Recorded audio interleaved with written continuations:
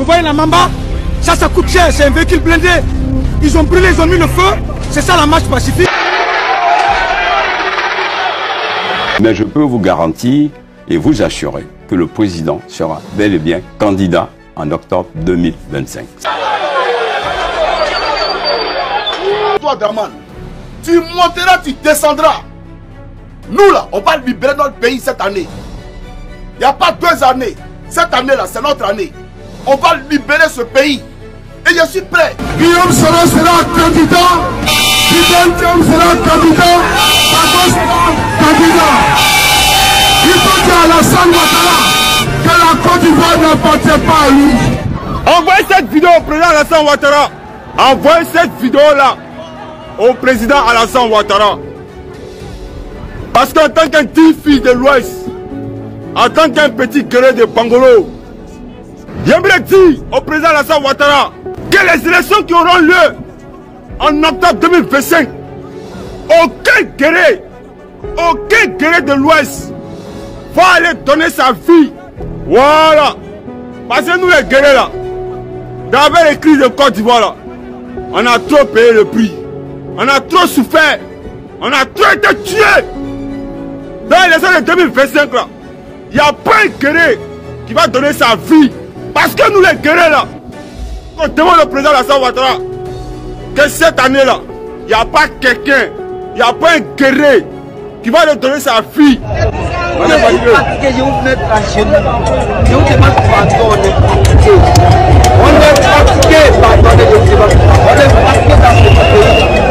La Côte d'Ivoire retient son souffle. L'heure n'est plus à la blague. Le 4e mandat de Alassane Ouattara se montre déjà impossible face à la riposte des activistes et du peuple ivoirien. Les tensions montent. On se demande toujours, où va la Côte d'Ivoire?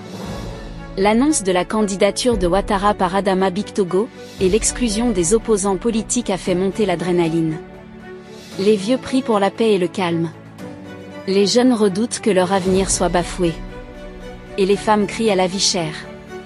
On ne sait plus qui écouter. Mais face à cette situation, les activistes ont relancé les manifestations pour réclamer la revue de la liste électorale, et dire non à un 4e mandat de Alassane Ouattara. Nous sommes déterminés à chasser un dictateur à la tête de notre nation. Nous avons des frères qui sont emprisonnés en Côte d'Ivoire. Nous sommes à un village crucial de l'histoire de notre pays. Je vous en supplie, mettez les égos de côté. Guillaume Soro sera candidat, Fidel Thiam sera candidat, Pago sera candidat. Il faut dire à Alassane Ouattara que la Côte d'Ivoire n'appartient pas à lui.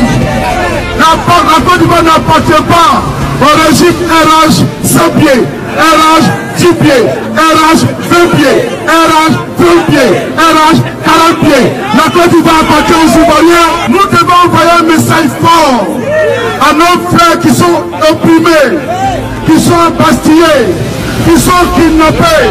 Au PDCI RDA aujourd'hui, Alassane Ouattara a décidé de jeter sa fureur, de jeter sa revanche sur le PDCI qui a fait venir cet apatride dans notre pays pour l'aider. Aujourd'hui, Alassane Ouattara a envoyé des barbouzes, des encagoulés, des escrocs, des kidnappeurs pour aller enlever les jeunes du PDCI RDA. On ne l'accepterait pas. C'est terminé pour le pouvoir de Ouattara. Nous disons trop, c'est trop parce que le peuple ivoirien souffre énormément. Et aujourd'hui, nous sommes tous rassemblés pour unir nos forces avec nos camarades de l'opposition pour dire non et appeler à une élection inclusive en Côte d'Ivoire. J'en appelle solennellement au courage de tout le monde. J'appelle vraiment tout le monde à réunir ses forces pour dire non à Ouattara, pour dire non à la violation de la Constitution en Côte d'Ivoire. Nous disons trop, c'est trop, nous disons ça suffit. Maintenant, il faut laisser la place à d'autres personnes, à d'autres leaders de montrer leurs preuves. Et qui sont venus parler d'une seule voix. Pour dire au président Alassane Ouattara qu'un 4e mandat serait de trop. De dire au président Alassane Ouattara que les Ivoiriens ont besoin d'élections inclusives.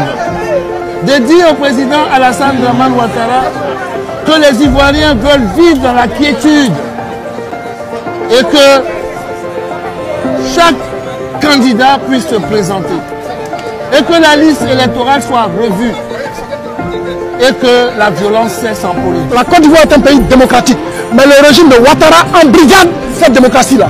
Le régime RHDP est un régime partisan, un régime exclusif. On a aujourd'hui un pouvoir en place qui pratique de la kleptocratie, raison pour laquelle la Côte d'Ivoire aujourd'hui a été mise sur la liste grise du GAFI. Ça veut dire quoi? Ça veut dire qu'aujourd'hui dans notre pays, il y a de la corruption, de la surfacturation, il y a du blanchiment d'argent. Tous les programmes que vous voyez aujourd'hui en Côte d'Ivoire de construction immobilière sont des mécanismes de blanchiment. Et nous dénonçons tout ça. Nous voulons que le pays, que les richesses du pays soient redistribuées en tous les Ivoiriens. Et nous avons les moyens de le faire. La démocratie, c'est la seule gestion des affaires du peuple. La démocratie, c'est le fait de pouvoir parler librement sans être inquiété pour ses idées. Et aujourd'hui, cette liberté-là n'est pas garantie dans notre pays. Nous n'avons rien contre Alassane Ouattara. Nous avons un problème contre tout le RHDP. C'est tout le RHDP qui va tomber.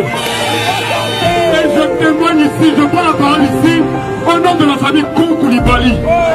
Parce que cette famille est fatiguée de la dictature. Parce qu'Alassane Ouattara a trahi la famille Koulibaly.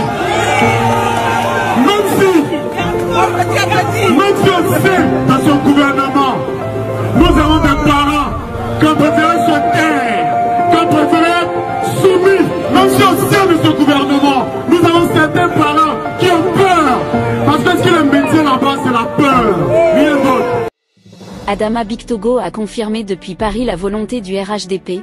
Alassane Ouattara sera bel et bien candidat à la présidentielle d'octobre, rappelant que le dépôt des candidatures est possible jusqu'au 26 août et que le président dispose d'un délai légal jusqu'au 20 août pour se décider. Il a insisté sur le fait que l'inéligibilité de figures comme Tidjane Thiam n'est pas politique, mais le résultat de la loi, et a rejeté l'idée d'un plan B, affirmant qu'il est prêt à toute mission confiée par Ouattara. L'opposition reste très mobilisée. La coalition pour l'alternance pacifique, CAPCI, incarnée par Simone Évêque Gbagbo, le PDCI, le FPI et d'autres, continue de dénoncer une manœuvre anti-institutionnelle visant à dépasser la limite constitutionnelle de 2 mandats. Simone Gbagbo a mis en garde contre les exclusions opérées via le fichier électoral, dénonçant « manœuvre pour un 4e mandat ». Des coalitions divergent, une frange de l'opposition réclame un boycott, tandis qu'une autre, appelée « Coalition pour la Nation », loue le bilan d'Ouattara depuis 2010 et appelle à sa réélection, témoignant d'une opposition divisée. Les activistes sont en colère et continuent de multiplier les sorties pour dénoncer les manœuvres de Ouattara pour prolonger son règne au pouvoir. Johnny Pacheco n'a pas tardé à l'envoyer un ultimatum. Donc j'appelle ici tous les Ivoiriens à se tenir prêts parce que le mot d'ordre sera lancé. Et j'aimerais dire à Draman que la guerre qui arrive, elle sera plus sanguinaire. Et j'espère que tu as les couilles comme le président Gbagbo Laurent. J'espère que tu es garçon comme le président Gbagbo Laurent. Parce que Gbagbo Laurent, là, il n'a pas fui. Hein. Il est resté dans son bunker. C'est ça on dit un Woody. Un vrai garçon. Toi, tu as la grande gueule. Tu gueules. Mais au moment où la cloche va sonner, j'aimerais te voir en Côte d'Ivoire. Faut pas fuir. Parce que si tu fuis, cela veut dire que tu es lâche et tu es un gros peu. On aimerait te croiser et on va te croiser. Donc j'aimerais te dire, il faut ici nous faire le serment que tu ne quitteras pas la Côte d'Ivoire. Tu nous as dit à l'époque que tu allais rendre ce pays-là ingouvernable. C'est toi qui l'as dit, c'est pas moi. Je vais rendre le pays ingouvernable. Draman, c'est maintenant là que la Côte d'Ivoire sera ingouvernable. C'est maintenant là qu'on va rendre ce pays ingouvernable. Le pays là n'a pas encore été bien ingouvernable. C'est maintenant qu'il sera ingouvernable. Il faut bien regarder ce qui va se passer. Mais tout ce qu'il te demande, il te demande pardon. Il te demande pardon. Faut pas fuir la Côte d'Ivoire. Faut pas fuir la Côte d'Ivoire. Mais si tu fuis, ça me fait très mal. Faut pas fuir la Côte d'Ivoire. Tu seras en Côte d'Ivoire. Et toi et nous là, celui qui a gagné va gérer le pays. Toi et nous, celui qui a gagné là, va gérer le pays. Mais on va pas te laisser. Et puis elle te dit, ton spécimen qui est sur la photo ici là, ton spécimen d'enfant, tu as renié et puis tu dis que c'est ton frère là. Faut lui dire que la Côte d'Ivoire c'est pas un royaume. Et que nous là, quand on le voit là, c'est toi nous on voit. Tu penses que nous on est bêtes ou bien on est con? Lui il ne peut pas gouverner la Côte d'Ivoire. Et il ne gouvernera jamais la Côte d'Ivoire. Même si toi, Drama, tu n'es pas là, ça va se passer. Ça va se passer. Et nous, on est prêts à découdre. Parce que toi, c'est tout. À un moment donné, là, ce nyaga de respect là doit avoir lieu. Mais tu nous as marqué tapé une première fois en 2002. Aujourd'hui, là, c'est pas 2002. On va se laisser. Il faut écrire ça pour garder. Lui, là, il n'est pas le président de la Côte d'Ivoire. C'est un bougnou, il faut lui dire ça. Sur le plan institutionnel, la radiation de Tidjane Thiam, désigné candidat du PDCI, a cristallisé la tension. Son exclusion pour double nationalité, dénoncée dès avril, continue d'alimenter la contestation à 6 mois du scrutin.